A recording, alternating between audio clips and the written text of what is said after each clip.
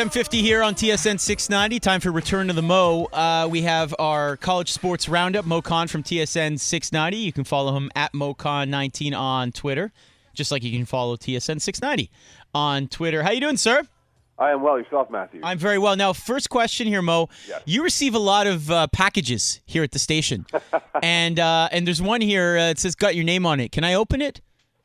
Well, by the order of the law or the letter of the law, that would be a criminal act by you. But Mo, it's covered in kisses with perfume on it. It is very intriguing. I think we have to open it at this point. John, you're very romantic with me. I'm very embarrassed, but Mo, it might be a new pair of sweatpants.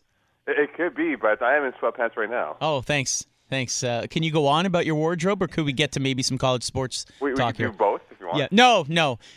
Mo, football season. This is it, man. This is the time of the year. If you're a football fan in Canada, you got the CFL playoffs around the corner, but also the hunt for the Vanier Cup begins.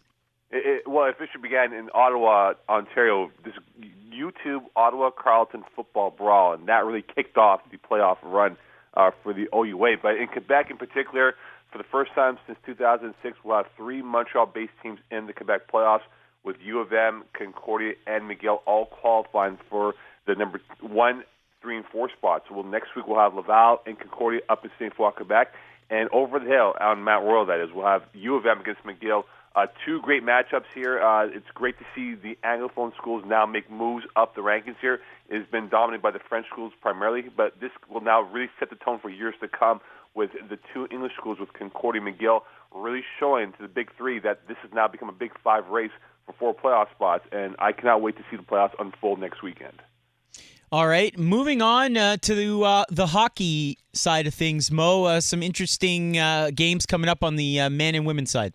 Well, let's go with the women's side first and foremost. It's been and Sean Coleman can attest to this. I'm sure you've seen a few games here, but it's been quite fascinating to see how things have unfolded for the big dogs of the Quebec Conference in the women's side of things here, where usually U of M and McGill have always raced out to an early lead in the standings, but this year both teams are behind Ottawa U, which has grown their program. And Sean, I'm sure if he's there right now, can recall, him and I did a game a couple of years ago, which McGill easily handled Ottawa U. But since from that point now, they've really built their program the right way, getting the right recruits coming to their program, and really now show that this is no longer a two-horse race here with U of M and McGill.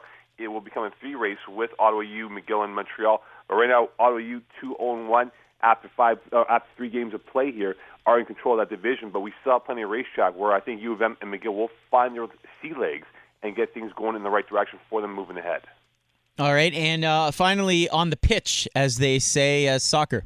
Well, like women's soccer, men's soccer, I was able to do a couple of McGill games this past week here, and in particular the ones against Laval and Montreal, who they played against. Laval women's a great program here, and I think they might be the favorites going into the playoffs this year. Unfortunately for the McGill women's team, they will not qualify, losing 1-0 to them and to U of M on Friday, which was a 2-0 result here.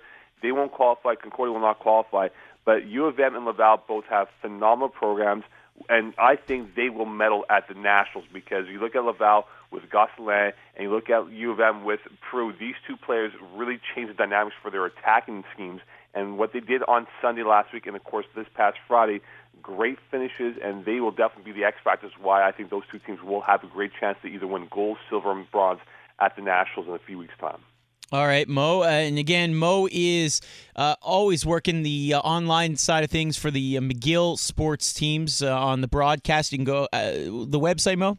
You can go to Portal Stretch. This Google Portal Stretch McGill. It will pop up, and you can watch the live action with myself, even Sean Coleman, who does a few games for men's or women's hockey. Or you can watch it on demand in the middle of the night if you have nothing else to do for any of the McGill sports that they have listed for their live events for past and for future events coming up.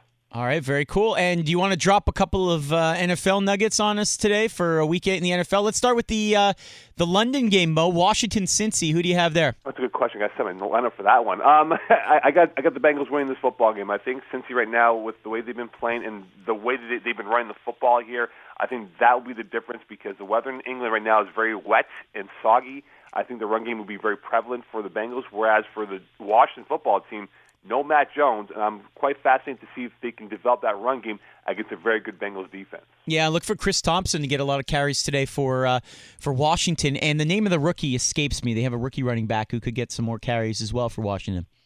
That is actually escaping my mind right now. Ah, look at that! I stumped Mo Khan. I love it. Fantastic. Hey Mo, how about your Raiders and my Broncos? Well, like the big, well, not to look too far ahead here, Matthew, but the big one will be next Sunday night, primetime football, when the Broncos and Raiders play in Oakland. But again, for the Raiders, they do have the Buccaneers, another road game for them in Central Florida. If they do come away with a victory, I think the key for them will be the pass attack against a very sneaky good secondary for the Buccaneers. If they're able to win that battle here, I think Oakland has a really good chance to win. Whereas for Jameson Winston, I'm quite fascinated to see what he does against a Raider team that's given up big yards, but also has played well at times here.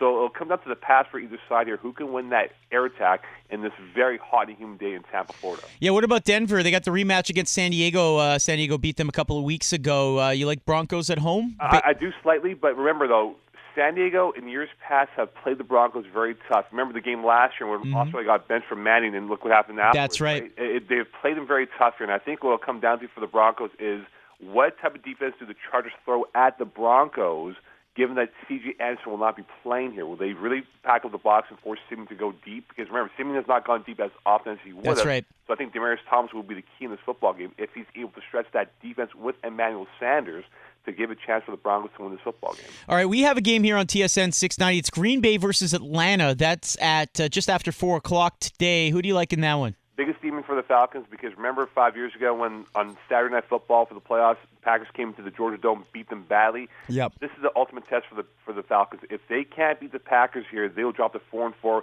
And I'm not buying into the Falcons just yet, because again, that defense has been quite up and down here. It'll come down to their pass rush. Can they get a pass rush on A-Rod, Aaron Rodgers that is, and really force them? Because remember, A-Rod this year has not looked great. No. If they're able to get them early and often with Vic Beasley in the front four, they will have a good chance to beat them in the dome here. But I think it will come down to that defense for the Falcons to be the difference in why they could get the W or L against the Packer team. No Randall Cobb today for the Green Bay Packers. He's been ruled out with a hamstring injury, so we'll see if that factors in. Mo, thank you so much. Thank you. And Matt, don't forget men's hockey, tight race, Concordia, McGill, Three Rivers, Carleton, and Queens, all 5 teams in a real early fight right now for the playoff spots in the months of October going into November. All right, support your college sports, people. Go out and check out your local teams on the men's hockey side. Sounds like a good race. Thanks so much, Mo. Take care, guys. Have a great day.